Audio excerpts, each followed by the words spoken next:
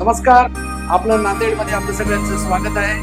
नवरात्रीच्या पवित्र दिवसामध्ये आपण आपलं नांदेडच्या वतीने जागर स्त्री शक्तीचा, महिमा नवदुर्गेचा, कर्तृत्वान महिलाच्या प्रकट मुलाखतीचा कार्यक्रम आपण पाहत आहोत.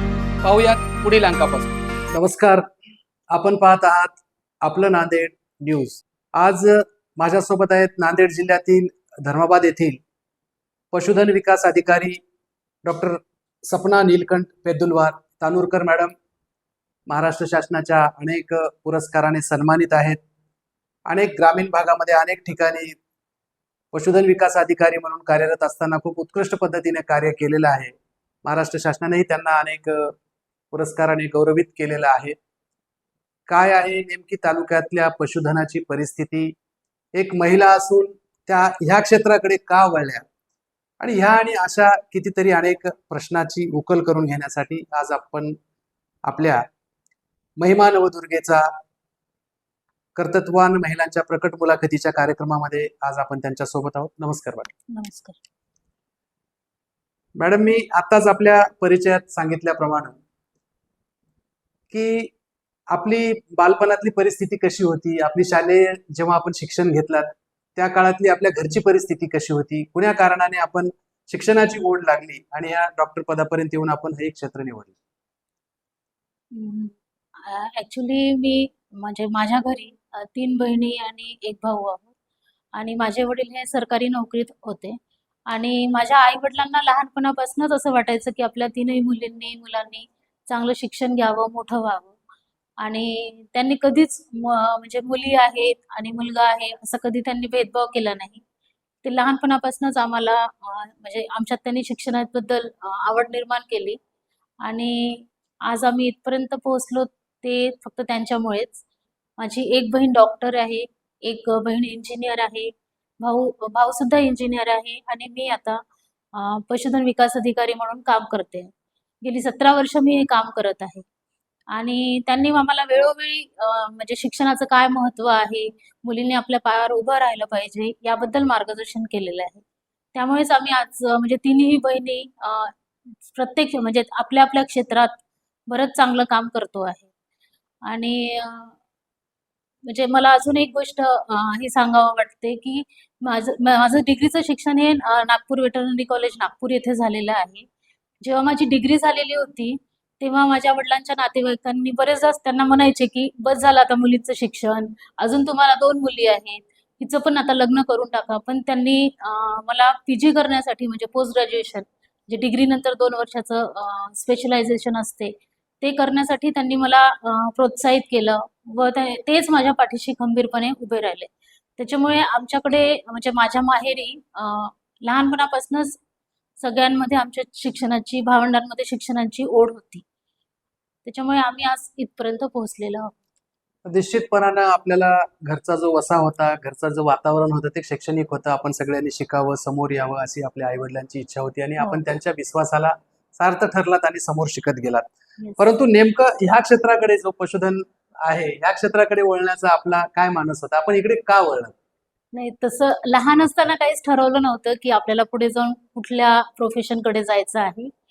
पण मी ज्या जिल्हा परिषद शाळेत शिकत होते त्या शाळेला लागूनच आमचा म्हणजे तेव्हा तर आम्ही असंच म्हणायचो की जनावरांचा दवाखाना आहे आणि तिथे 2 लेडी वेटरनरियन काम करायच्या. त्याच्यामुळे आम्ही क्लासमधल्या मुली सगळ्या बघायचो त्यांना, त्यांचं काम करणं, त्यांचं येणं जाणं ते आम्हाला खूप चांगलं वाटायचं आणि वाटायचं की त्यांनी काहीतरी वेगळं करत आहेत. त्याच्यामुळे असं हळूहळू थोडीशी ओढ पण या प्रोफेशन बाबतीत निर्माण झाली आणि 12वी नंतर मग म्हणजे इथे ऍडमिशन घेतली कॉलेजला आणि कॉलेजमध्येही या प्रोफेशन बद्दल अजून जास्त ओढ निर्माण झाली आणि असं वाटलं की चला आपल्याला कोणत्या का पर्यायाने मुक्या जनावरांची सेवा करायची संधी मिळत आहे. त्याच्यामुळेच या प्रोफेशन मध्ये यावं असं वाटलं मला. निश्चितपणानं माणूस संवेदनशील असला की त्यातून असं काहीतरी चांगलं घडतं आणि एक महिला आधी असून सुद्धा आपण त्या मुख्या प्राण्यांच्या भावना जाणून या क्षेत्राकडे वळलात आणि आज एक यशस्वी डॉक्टर म्हणून आपण या परिसरामध्ये नावाजलेले आहात.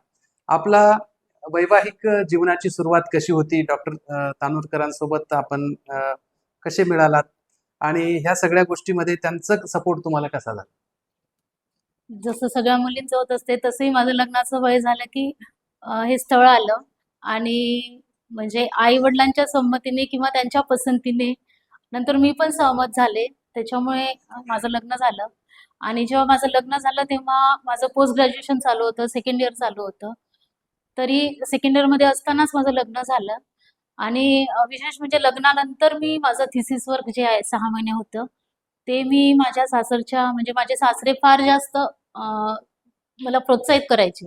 तेच नेहमी म्हणायचे, की "तू म्हणजे शिक्षण कधी वाया जात नसते आणि सगळं शिक्षण मी वेळेत पूर्ण करावं अशी त्यांची खूप इच्छा होती." त्याच्यामुळे माझ्या सासरच्या मंडळींची मला फार साथ लाभली आणि मी माझं पोस्ट ग्रॅज्युएशन कंप्लीट केलं हे लग्नानंतर.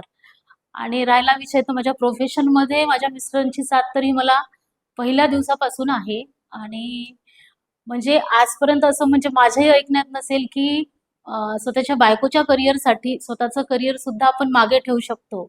असं मी म्हणजे असं मी खूप म्हणायचं नेहमी प्रयत्न करायचे, पण कधी बोलू शकत नव्हते. पण त्यांची मला प्रत्येक वेळेस साथ लाभली आणि मी आता जेवढी खंबीरपणे बोलू शकते किंवा बोलते, ते फक्त त्यांच्यामुळेच आहे असं मी म्हणेन. निश्चितपणानं आपण नेहमी सामान्य जीवनामध्ये बोलत असतो, की एका यशस्वी पुरुषाच्या पाठीमागे एक स्त्री येस. असते. पण आज आपल्या स्टोरीमध्ये निश्चितपणानं डॉक्टर साहेबांचं समर्पण आहे. त्यांनी तुम्हाला हे करण्यासाठी प्रोत्साहित केलं. खरं तर हे जे क्षेत्र आहे, हे पुरुषाचंच आहे. आज येस. आपण सगळीकडे पाहतो, की अनेक डॉक्टर याच्यामध्ये पुरुषच आहेत. पुरुष. परंतु या मुक्या प्राण्याची सेवा करणारी एक महिला, हा एक प्रयोग आमच्या तालुक्यात नवीनच झाला. आम्हालाही सुरुवातीला अनेकदा वाटायचं, की एक महिला डॉक्टर आहे, त्यांच्याकडून ह्या मुक्या प्राण्यांची सेवा कशी होणार, ट्रीटमेंट कसं होणार. नेमकं ह्या मुक्या प्राण्याचं मानसशास्त्र काय असतं? कारण एकदा एक जर मुका प्राणी आपल्याकडे एखाद्या वेदनेसाठी एखाद्या शेतकऱ्याने घेऊन आला, तर त्याला कुठला आजार झालेला आहे, नेमका तो कसा आपण पाहता आणि कसा हाताळता ते प्रकार? थेरॉटिकली विचार केला तर आम्ही कॉलेजमध्ये हे शिकलेलो असतो, की हे सिम्पटम्स असले तर हा आजार. म्हणजे समजा लंगडून चालत आहे म्हणजे लंगडायचा म्हणजे पायाचा काहीतरी आजार असेल, चारा खात नाही म्हणजे पोटाचा काही आजार असेल. पण जनावर कसं असते, तोंडाने काही सांगू शकत नाही. अगदी. त्याच्यामुळे म्हणजे जनावराचा जो मालक असतो, पशुपालक जो असतो, सगळ्यात पहिले त्यांच्याकडनं हिस्ट्री घेणे फार महत्वाची असते. पण खेड्यातल्या लोकांना कधी-कधी त्या सायंटिफिक लँग्वेजमध्ये नाही सांगता येत त्यांना. फक्त ते अशी ढोबळ मनाने काहीतरी माहिती देतात. त्याच्यामुळे त्यांची म्हणजे जे काही सिम्पटम्स असतील, काही लक्षणं असतील, ते थोडं अवघडच आहे. कारण एवढं इझिली आपण कोणतंही रोगाचं निदान करू शकत नाही. पण आता त्याची सवय होत जाते आपल्याला आणि त्यांच्या लक्षणावरून बऱ्यापैकी आम्हाला लक्षात येत जातंय, की काय व्हायलं त्या जनावराला आणि त्याप्रमाणे आम्ही उपचार करतोय आता. निश्चितच एखाद्या वेळी एखाद्या गायीच्या असेल किंवा म्हशीच्या पोटामध्ये असेल एखादा कॅरी बॅग किंवा असं काहीतरी तत्सम पदार्थ गेल्यानंतर खूप मोठी गाठ येते आणि त्याचंही आपण अनेकदा आम्ही वर्तमानपत्रामधूनही आपण यशस्वीरित्या शस्त्रक्रिया केलेल्या अनेक घटना घडलेल्या आहेत. आता आपला जवळपास 17 ते 20 वर्षाचा हा कार्यकाळ पूर्ण होत असताना या सगळ्या वेळेमध्ये असा काही अनुभव आहे का, की जो तुमच्या स्मरणात आहे, जो तुम्ही कधी विसरू शकणार नाहीत? अशा काही आठवणी आहेत या क्षेत्रामध्ये तुम्हाला काम करताना काही कटू गोड अनुभव आहेत त्याच्यातले? हो, कटू गोड अनुभव तर खूप आहे आणि म्हणजे जनावरांची उपचार करताना काही-काही केसेस येतात अशा खूप सीरियस केसेस असतात. पण म्हणजे आता आपल्या महाराष्ट्रात म्हणा, भारतात म्हणा, जनावरांच्या बाबतीत जेवढं डायग्नोस्टिक काही मेजर्स जे आपल्याला घ्यावं लागतात, तेवढं अजून डेव्हलप झालं नाही किंवा डेव्हलप जरी झालेलं असेल, तरी आमच्यापर्यंत बरीच टेक्नॉलॉजी पोहोचत नाही. त्याच्यामुळे कोणत्याही रोगाचं निदान करताना आम्हाला स्वतःचं स्किलच वापरावं लागतं आणि पर्यायाने कधी-कधी काय होतं, की आपली खूप इच्छा असते त्या जनावराचा जीव वाचवावं. म्हणजे जसं मागे लंपी सारखा आजार आलेला होता. अगदी. तर लंपी हा जो आजार आहे, हा प्रत्येक जनावरांना आम्ही आता एवढ्या केसेस बघितल्या, तेवढ्या ह्याच्यात आम्हाला असं जाणवलं, की बरेच जनावरं वेगवेगळ्या प्रकारे लक्षणं दाखवत आहेत आणि आम्ही त्यांना तेवढ्या सेवा देऊ शकत नव्हतो. कारण आम्हालाही कुठेतरी लिमिटेशन्स येत होते, की तेव्हा जसं आता माणसांमध्ये श्वास घ्यायचा त्रास होतोय, तर आपण व्हेंटिलेटर लावतो, हे करतो. पण तसं जनावरांमध्ये आम्हाला करता येत नव्हतं. त्या आठवणी आम्हाला अजूनही म्हणजे असं फार कटू आठवणीच म्हणावं लागतील आम्हाला, की आम्हाला म्हणजे इच्छा असली त्या जनावराचा जीव वाचवायची, तरीही आम्हाला लिमिटेशन्स असल्यामुळे आम्ही नाही करू शकत होतो. ह्या सगळ्या परिस्थितीमुळे असं वाटतं की अजून आपलं जे पशुसंवर्धन विभाग आहे अजून यांना खूप गरज आहे की डायग्नोस्टिक जे काही आम्ही टेक्नॉलॉजी वापरायला पाहिजे ते अजून आपल्या इथे तेवढं बरोबर आहे. झालेलं नाही आपण एवढं. शासनाकडून ही एक अपेक्षा व्यक्त केली आहे की जास्तीत जास्त तंत्रज्ञान, प्रगत हा तंत्रज्ञान अजून आपल्या ग्रामीण इथे भागापर्यंत जर आलं पोहोचलं तर नाही. हा निश्चितच असं एखादं जेव्हा शेतकऱ्यावर संकट येतं, पशुधनावर संकट येतं, त्यावेळी खूप मोठ्या प्रमाणामध्ये आपल्याला हे काम करता येईल.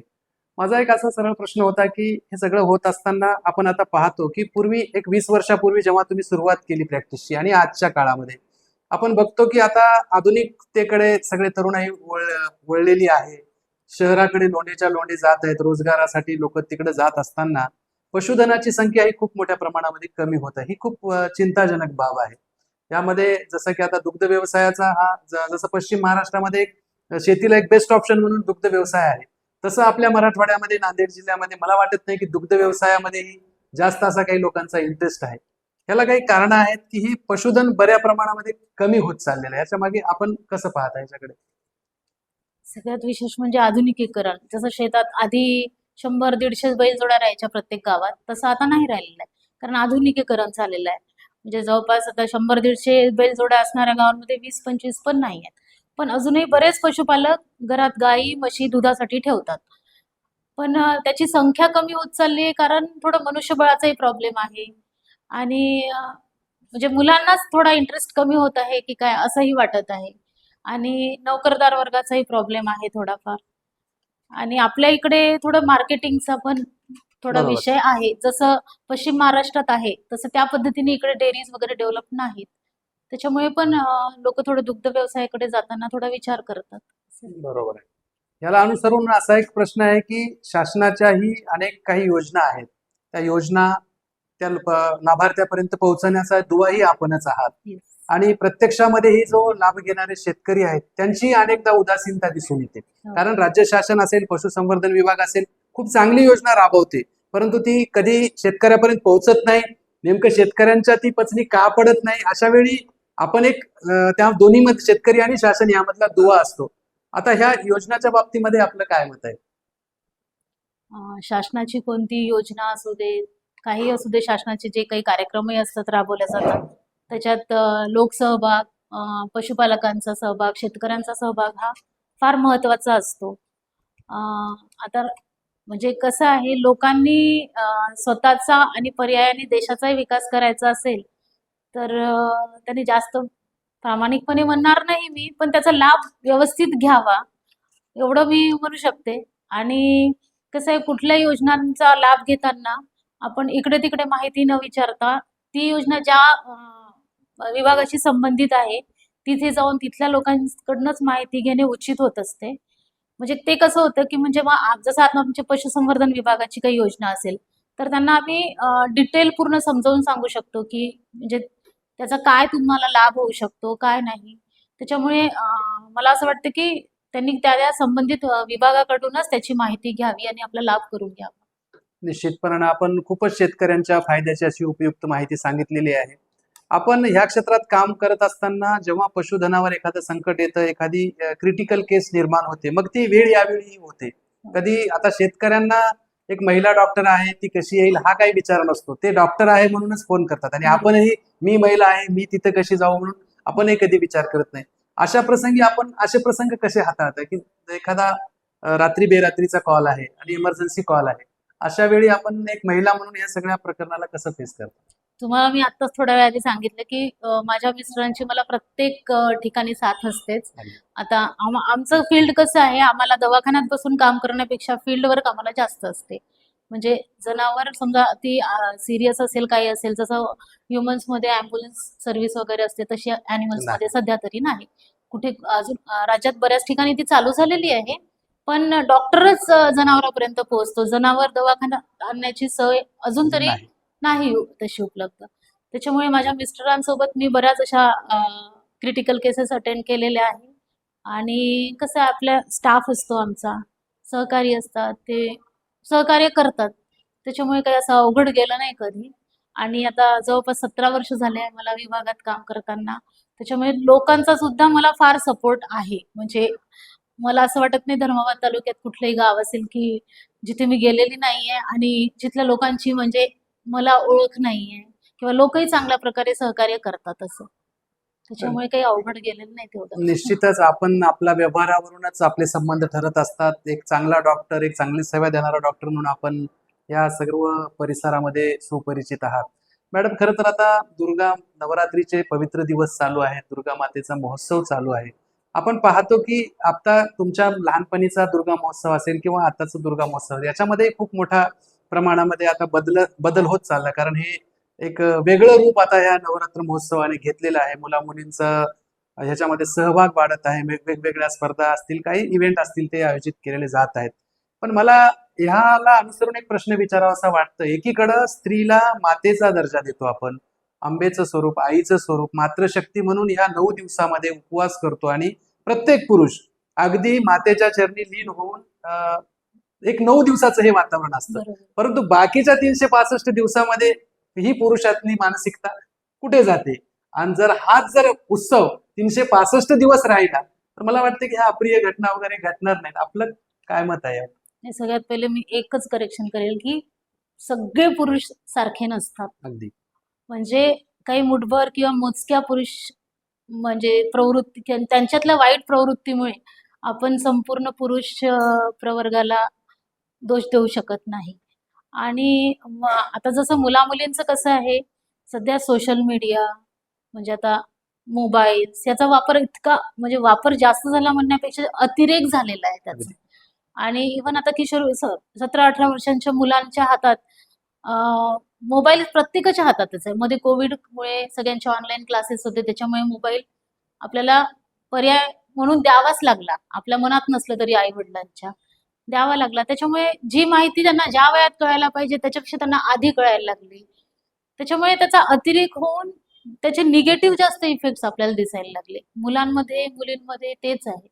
म्हणून प्रत्येक कुटुंबाची असू देत किंवा कुटुंबातल्या प्रत्येक सदस्याची आहे म्हणजे ती त्यांची जिम्मेदारी आहे की त्यांनी प्रत्येकाने आपल्या मुलाला आणि मुलीला सगळ्या चांगल्या गोष्टी काय आहेत, वाईट गोष्टी काय आहेत, याबद्दल माहिती द्यायलाच पाहिजे.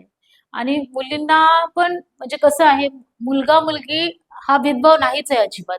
पण मुली बौद्धिकदृष्ट्या कुठे आता चंद्रावर सुद्धा गेलेल्या आहेत. पण याचा अर्थ आपण फिजिकली म्हणजे शारीरिकदृष्ट्या मुलांपेक्षा थोड्या कमीच आहोत. म्हणजे ह्याच्यात हे नाहीये की भेदभाव करायचं हे नाही आहे विषय.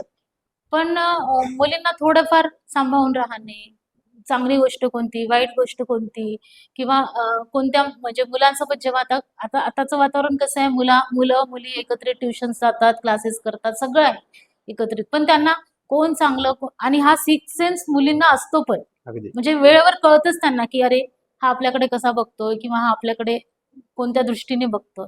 ते मुलींनी ओळखणं खूप गरजेचं आहे. आणि आई-वडिलांची पण जिम्मेदारी आहे की मुलींना तुम्ही त्या बाबतीत सगळं सांगायला पाहिजे. याचा सगळ्याचा उल्लेख आपल्या शैक्षणिक याच्यातही असायला पाहिजे.